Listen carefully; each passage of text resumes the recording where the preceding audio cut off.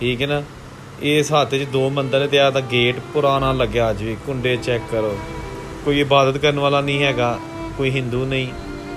तो अज बिल्डिंगां ते मौजूद ने लेकिन वो खंडर बन गई ने।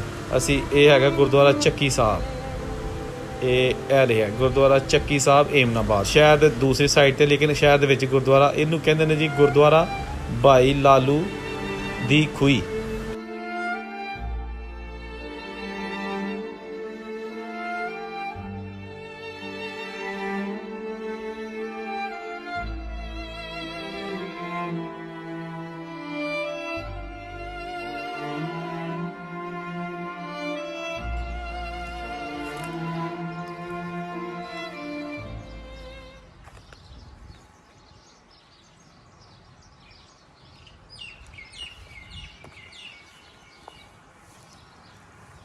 लो जी, असी इस वेले मौजूद हाँ एमनाबाद।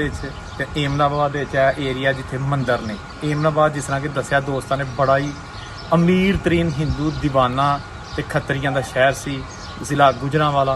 ते ए उत्थे बड़े तरीकी खूबसूरत मंदिर अज भी मौजूद ने ते वेने आ।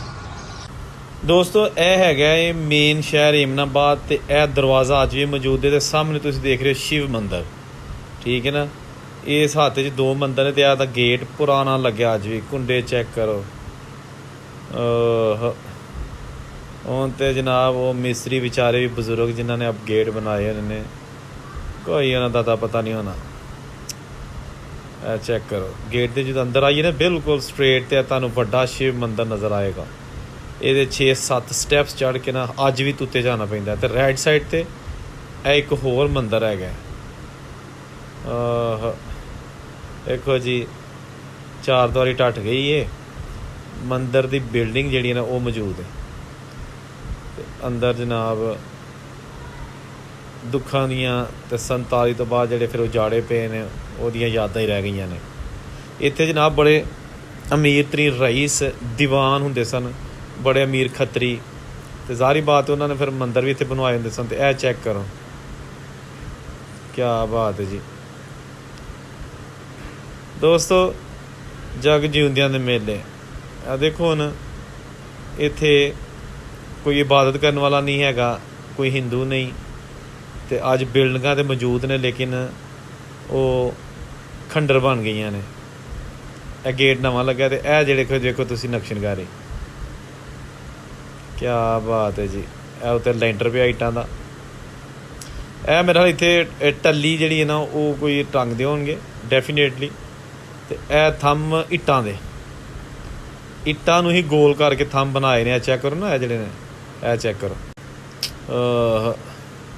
यह जनाब एक कमरा है, पता नहीं काहदा है, पुराना ही है लेकिन यह मंदिरां दा जिहड़ा अहाता है उहदे विच ही है। तो हो सकदा किसी जिहड़ा कोई इत्थे बंदा इन्हां मंदिरां दी देखभाल या पंडित या कोई अल्लाह बेहतर जानदा है। लेकिन यह मंदिर कोल उन्हां दे जनाब जानवर ने। तो यह स्टैप्स जिहड़े मैं कह रहा सा, 1 2 3 4 5 6 7 छोटी इट, देखो जी यह आ गया मंदिर का दरवाज़ा। यह कोई रिपेयर हुई है, मोटी इट लगी है, लेकिन बेसिकली ये सारा छोटी इट का।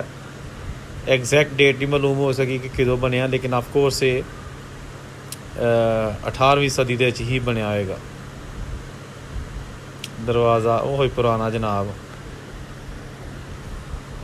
तो इत्थे गाय चारों तरफ ये गाय बचियां। तो यह मंदिर का व्यू, बहुत उच्चा मंदिर है। यह पता नहीं की है, उत्ते कुछ बक्से है। मैं कोशिश की थी ज़्यादा से ज़्यादा जूम करने, नहीं पता चल सकिया।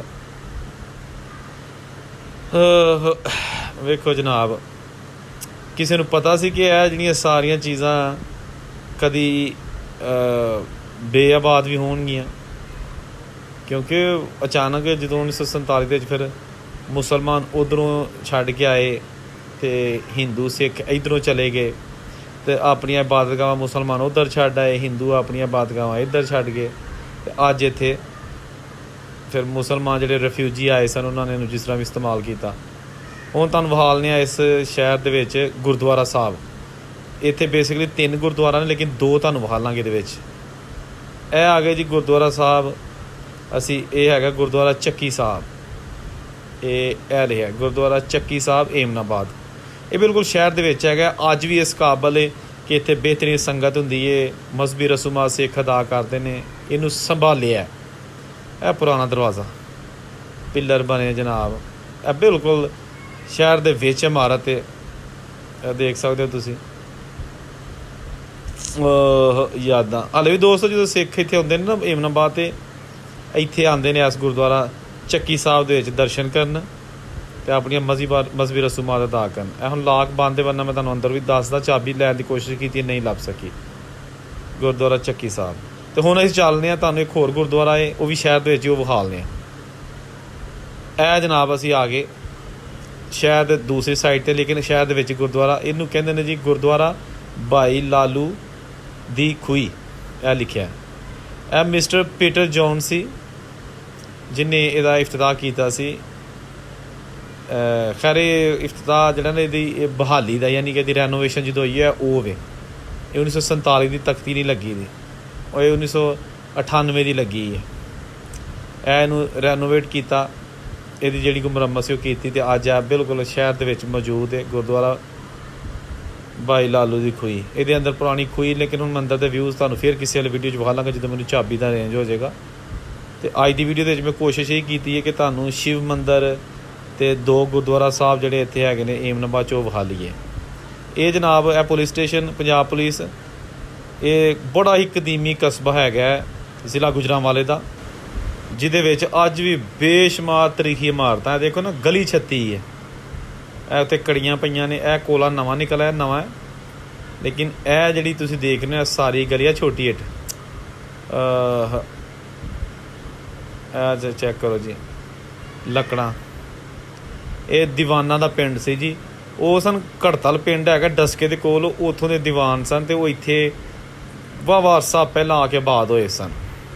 ਅਤੇ ਉਹਨਾਂ ਦੀਵਾਨਾਂ ਦੀਆਂ ਅੱਜ ਵੀ ਕੋਠੀਆਂ ਇਸ ਕਸਬੇ ਦੇ ਵਿੱਚ ਮੌਜੂਦ ਨੇ, ਜਿਹੜੀਆਂ ਮੈਂ ਇੱਕ ਅਲੱਗ ਵੀਡੀਓ ਆਲਰੇਡੀ ਪਾ ਚੁੱਕਿਆ ਇਸੇ ਚੈਨਲ ਦੇ ਉੱਤੇ ਹੀ।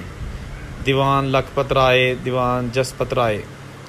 ਇਹ ਚੈੱਕ ਕਰੋ ਜੀ, ਮੇਨ ਬਾਜ਼ਾਰ ਦੇ ਵਿੱਚ ਇੱਕ ਪੁਰਾਣਾ ਲੱਕੜ ਦਾ ਵੱਡਾ ਦਰਵਾਜ਼ਾ।